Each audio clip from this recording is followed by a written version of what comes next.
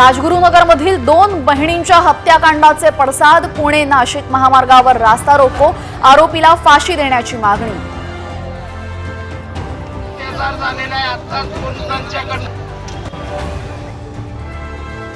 माझा संतोष देशमुख होण्याची वाट पाहताय का? उरणच्या पागोटे गावचे सरपंच यांचा पोलिसांना सवाल.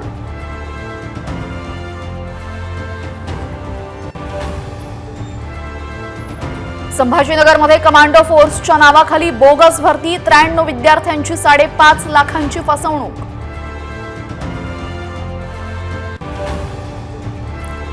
मुंबई गोवा महामार्गावर वाहतूक कोंडी. माणगाव बाजारपेठ ते खरवली फाटा दरम्यान वाहनांच्या रांगा.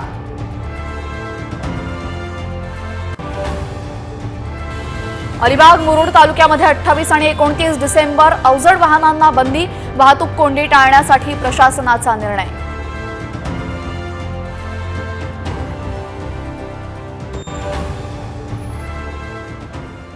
मनमोहन सिंग यांनी न बोलता शांतपणे करून दाखवलं. ते अनेकांना बोलून करता आलं नाही. राज ठाकरेंकडून श्रद्धांजली अर्पण.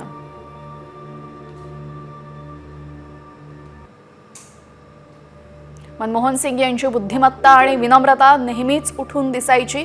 देशानं प्रतिष्ठित नेता गमावला. पंतप्रधान मोदींकडून शोक व्यक्त.